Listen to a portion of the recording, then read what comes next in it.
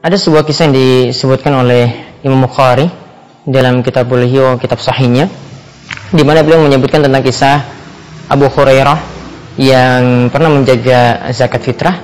Kemudian kala itu dia didatangi oleh seorang pencuri, dan ternyata pencurinya adalah setan. Kisahnya adalah itu Abu Hurairah suatu saat itu pernah dipasrahkan oleh Nabi SAW untuk mengurus zakat fitrah. Ya, Nabi SAW pernah memasrahkan kepada Abu Hurairah untuk mengurus zakat fitrah. Kemudian tatkala itu ya ada makanan di situ, ya zakat fitrah yang digunakan itu berupa makanan. Lalu ada seseorang, yaitu seorang pemuda itu datang menghampiri ya makanan tersebut. Dia itu kemudian menjatuhkannya, dan kala itu dia kemudian mengambil atau mencuri ya makanan tersebut. Kemudian akhirnya ketahuan oleh Abu Hurairah. Kemudian Abu Hurairah tatkala itu menegur dia, saya akan mengadukan kamu kepada Rasulullah SAW. Kemudian tatkala itu dia katakan, ya pemuda ini yang mencuri itu kemudian mengatakan, ini muhtaj, sesungguhnya aku ini dalam keadaan sangat butuh sekali, dan aku juga memiliki keluarga ya yang butuh pada makanan tersebut. Ya, artinya dia itu orang yang sangat butuh sekali sehingga terpaksa untuk mencuri.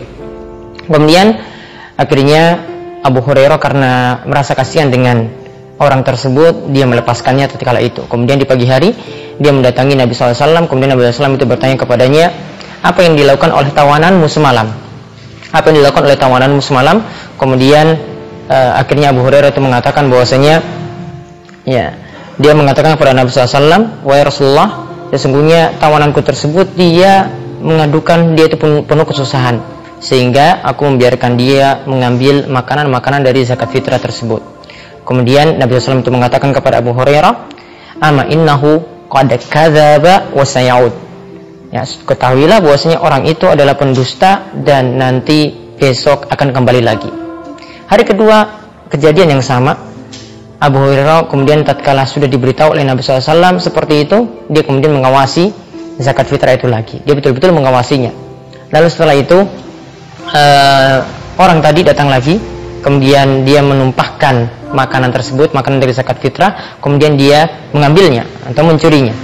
Kemudian ketahuan lagi oleh Abu Hurairah. Kemudian Abu Hurairah itu mengatakan kepadanya, sesungguhnya aku akan melaporkanmu kepada Rasulullah SAW. Kemudian dia mengatakan yang sama, aku ini adalah orang yang butuh, ya jangan laporkan aku. Aku ini orang yang sangat butuh sekali, jangan laporkan aku. Ya. Kemudian hari kedua seperti itu, di pagi harinya Nabi SAW itu bertanya kepadanya, kepada Abu Hurairah, apa yang dilakukan oleh tawananmu semalam. Kemudian akhirnya Abu Hurairah itu mengatakan seperti pada hari pertama, bahwasanya karena merasa kasihan dia itu orang yang betul-betul butuh, maka kemudian dia Abu Hurairah itu melepaskannya. Maka Nabi SAW mengatakan seperti pada hari yang pertama, ama innahu qad kadzaba wa sayaud. Sesungguhnya dia itu adalah orang yang pendusta dan nanti akan kembali. Kemudian pada hari yang ketiga terjadi hal yang sama pula. Orang tadi sudah diawasi oleh Abu Hurairah, tetap datang, kemudian dia menumpahkan zakat fitrah, yang menumpahkan makanan yang dari zakat fitrah, kemudian dia itu mengambilnya atau merampasnya. Kemudian ketahuan lagi oleh Abu Hurairah. Kemudian Abu Hurairah ya dengan keras menegurnya, ini sudah 3 kali loh kamu ya selama 3 malam ya merampas makanan dari zakat fitrah tersebut. Aku akan benar-benar melaporkanmu kepada Rasulullah SAW. Kemudian orang tadi itu mengatakan kepada Abu Hurairah bahwasanya, ya lepaskan aku, biarkan aku akan mengajarkan kepadamu suatu kalimat yang sangat bermanfaat. Ya, suatu kalimat yang sangat bermanfaat. Yaitu, lalu Abu Hurairah katakan, apa kalimat tersebut? Ya, kemudian orang ini mengatakan bahwasanya jika engkau itu mau tidur, ya ketika engkau mau pergi ke ranjangmu, maka bacalah ayat kursi. Ya, bacalah ayat kursi, Allahu la ilaha illa huwal hayyul qayyum. Bacalah ayat kursi. Kemudian hingga engkau menyelesaikan ayat tersebut, dan dikatakan juga hingga engkau menyelesaikan surat Al-Baqarah. Faedahnya apa? Dikatakan oleh orang ini, faedahnya adalah Allah akan senantiasa menjagamu, dan juga ya setan itu tidak akan mendekatimu, tidak akan mengganggumu sampai pagi hari.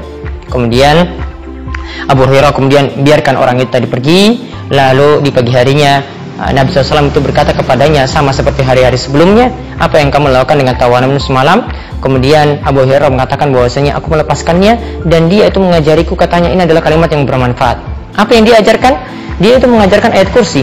Katanya ini dapat mendatangkan manfaat, aku akan senantiasa dijaga oleh Allah dan setan pun akan menjauh dariku. Ya, setan pun tidak akan menggangguku. Ya, jadi diajarkan ayat kursi, kata dia. Dia dikatakan itu kalimat yang bermanfaat. Kemudian setelah itu Abu Hurairah menjelaskan seperti tadi. Kemudian Nabi SAW itu bersabda, ya, ama innahu qad sadaqaka wa waqadhu. Untuk kali ini, yang terakhir ini, dia itu benar-benar jujur. Untuk terakhir ini dia benar-benar jujur. Namun asalnya dia itu adalah pendusta.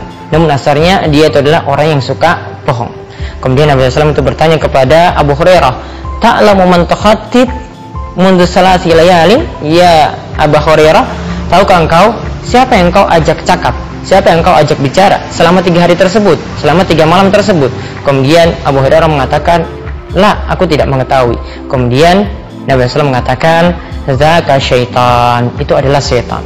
Jadi selama 3 hari tadi yang menemuinya itu adalah setan. Setan yang berubah wujud menjadi manusia. Beberapa pelajaran yang kita bisa tarik dari hadis ini. Yang pertama, setan itu bisa berubah wujud jadi manusia seperti yang terdapat dalam kisah ini. Ya, setan itu bisa berubah wujud ya dalam beberapa bentuk, ya, diantaranya adalah manusia seperti ini. Begitu juga setan dahulu pernah berubah wujud juga menjadi Suraqah bin Malik yang ketika itu memberi semangat kepada orang-orang musyrik dalam perang Badar. Ya, kemudian faedah yang lainnya, hadis ini juga menunjukkan bahwasanya zakat fitrah itu boleh dikumpulkan di suatu tempat, kemudian nanti setelah dikumpulkan itu dijaga, lalu nanti disebarkan kepada orang yang berhak menerimanya. Kemudian hadis ini juga mengajarkan, ya, bagaimana seseorang ketika dia itu dalam keadaan punya masalah, dia boleh mengadukannya kepada hakim, ya, ketika ada masalah seperti itu. Seperti Abu Hurairah ingin mengadukan masalahnya kepada Rasulullah Sallallahu Alaihi Wasallam.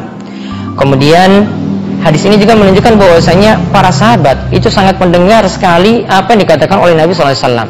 Tadi Abu Hurairah dikatakan oleh Nabi Sallallahu Alaihi Wasallam bahwasanya nanti orang itu akan kembali, maka langsung Abu Hurairah tetap mengawasi zakat fitrah karena mendengar Nabi SAW tadi mengatakan bahwasanya orang itu akan kembali. Saking percayanya seperti itu, manut, ya, atau betul-betul mendengar apa yang dikatakan oleh Nabinya Sallallahu Alaihi Wasallam.